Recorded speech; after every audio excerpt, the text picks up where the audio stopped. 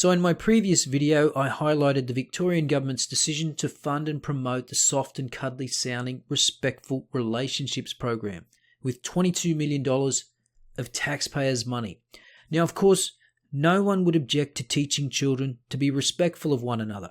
That's definitely something everyone can get behind. The problem is how you go about it.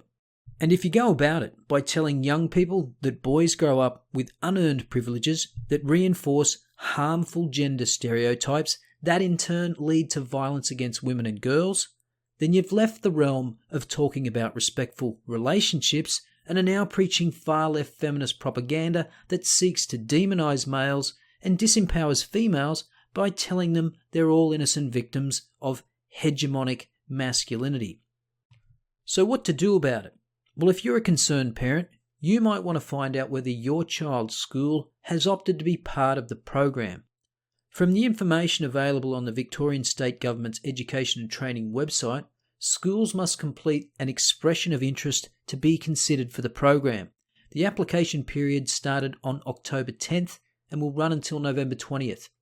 120 schools will then be selected and funded.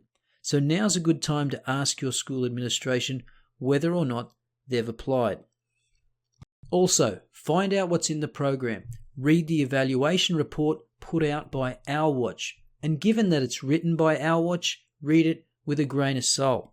You might want to know, for example, that the evaluation of the pilot program, quote, revealed little or no change across all 16 measures over the course of the pilot. In fact, survey responses appear remarkably consistent over the 7-month period, both at a school level and collated across the 19 schools. But most importantly, the results of the program, at least the ones Our Watch was willing to publish in the evaluation report, actually appear to negate the need for the program in the first place. As Our Watch admitted, there's very little change from the baseline survey and the follow-up survey, suggesting students didn't change their minds much after being exposed to the material. But that's actually the least interesting part of the findings.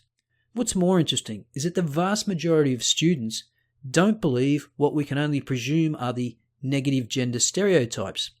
For example, take the statement, university education is more important for a boy.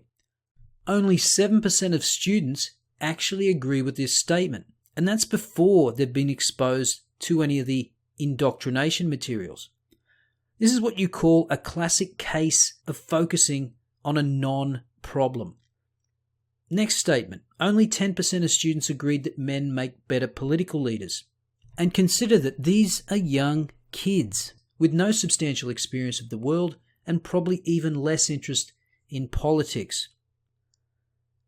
Remember, one of the key aims of this program is to change negative gender stereotypes. But as the survey results clearly demonstrate, even prior to the program, very few students harbour these negative gender stereotypes.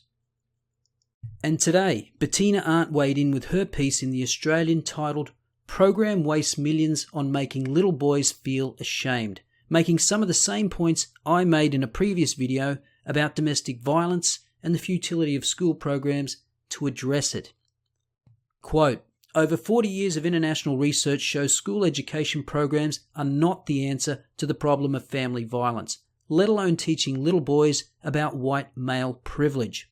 What the evidence actually shows is that family violence is not a gender issue. To tackle family violence, we need to tell the truth about the violence most children are experiencing in Australian homes, which is two-way violence involving both mothers and fathers. Violence linked to drug and alcohol abuse, mental illness, and poverty. And she goes on to cite another academic on the futility of focusing on attitudes. Quote, University of Queensland psychology professor Kim Halford, who has conducted research on couple violence, confirms there is no evidence that just focusing upon attitudes can change levels of violence, adding that programs that only focus upon alleged male power and misogyny as the sources of violence grossly oversimplify a complex problem. And as we've just seen, focusing on changing attitudes when the attitudes of the vast majority of students is already not a problem is a waste of everybody's time and money. So again, if you're a concerned parent, find out what your school is doing and what materials they're using to indoctrinate your children. And don't presume you're safe because you don't live in the state of Victoria. Just listen to this sickening anecdote that could happen anywhere in Australia.